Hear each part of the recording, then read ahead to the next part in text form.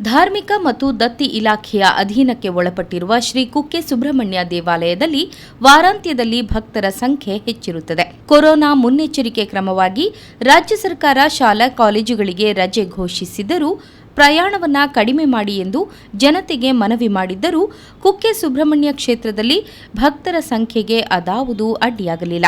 ಹರಕೆಗಳನ್ನು ಮೊದಲೇ ನಿರ್ಧರಿಸಲಾಗುತ್ತದೆಯಾದ್ದರಿಂದ ಭಕ್ತರು ಪ್ರಯಾಣವನ್ನ ಕೈಬಿಡದೆ ಕುಕ್ಕೆ ಕ್ಷೇತ್ರಕ್ಕೆ ಆಗಮಿಸಿದ್ದರು. ಉರಿ ಬಿಸಿಲಿನ ನಡುವೆಯೂ ಜನತೆ ರಥಬೀದಿಯಲ್ಲಿ ಎಂದಿನಂತೆ ಸಂಚರಿಸುತ್ತಿದ್ದರು.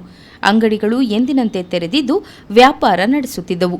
ಈ ನಡುವೆ ಕೊರೋನಾ ಭೀತಿ ನಿವಾರಣೆಗಾಗಿ ಮಂಗಳೂರು ನಗರ ದಕ್ಷಿಣ ಶಾಸಕ ಡಿ ವೇದವ್ಯಾಸ ಕಾಮತ್ ಕದ್ರಿ ಮಂಜುನಾಥ ದೇವಾಲಯದಲ್ಲಿ ಶನಿವಾರ ಪೂಜೆ ಸಲ್ಲಿಸಿದರು. ಭಾರತದಲ್ಲಿ ಕೊರೋನಾ ಆತಂಕ ಮೂಡಿಸಿದೆ. ಕಲಬುರಗಿಯಲ್ಲಿ ಓರ್ವರು ಇದರ ಸೋಂಕಿನಿಂದ ಮೃತಪಟ್ಟಿದ್ದಾರೆ. ಈ ಹಿನ್ನೆಲೆಯಲ್ಲಿ ಕೊರೋನಾ ಭೀತಿ ನಿವಾರಣೆಯಾಗಲು ಮಂಗಳೂರಿನ ಎಲ್ಲಾ ಚರ್ಚ್, ಮಸೀದಿ, ದೈವಸ್ಥಾನ, ಮಠ, ದೇವಾಲಯಗಳಲ್ಲಿ ಪ್ರಾರ್ಥನೆ ಸಲ್ಲಿಸುವಂತೆ ಶಾಸಕ ಕಾಮತ್ ಮನವಿ ಮಾಡಿದ್ದಾರೆ. ಮಂಗಳೂರಿನಲ್ಲಿ ಇವತ್ತು ಕದ್ರಿ ಮಂಜುನಾಥ ದೇವಸ್ಥಾನದಲ್ಲಿ ಆಡಳಿತ ಮಂಡಳಿ, ಅಧಿಕಾರಿಗಳು, ಜನಪ್ರತಿನಿಧಿಗಳು ನಾವೆಲ್ಲ ಮಾಡಿದ್ದೇವೆ. ಹಾಗಾಗಿ ಇದು ಇಡೀ ಮಂಗಳೂರು ನಗರದಲ್ಲಿ ಇನ್ನಿತರ ದೇವಸ್ಥಾನಗಳಲ್ಲಿ ಇದೇ ರೀತಿಯ ಪ್ರಾರ್ಥನೆಯನ್ನು ಇನ್ನು ಮುಂದೆ ಮಾಡಬೇಕು.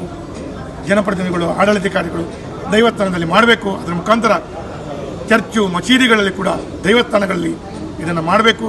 ಈ ಪ್ರಾರ್ಥನೆ ದೇವರಿಗೆ ಮುಟ್ಟಿ ಕೊರೋನಾ ಮಾರಿ ಇಲ್ಲಿಂದ ದೂರ ಹೋಗಬೇಕು ಅಂತ ಮಾತನ್ನು ಹೇಳ್ತಾ ಪಾಲಿಕೆ ಸದಸ್ಯರಾದ ಶಕೀಲಾ ಕಾವ, ಮನೋಹರ್ ಶೆಟ್ಟಿ, ಪ್ರೇಮಾನಂದ ಶೆಟ್ಟಿ ಮತ್ತಿತರರು ಶಾಸಕರೊಂದಿಗಿದ್ದರು.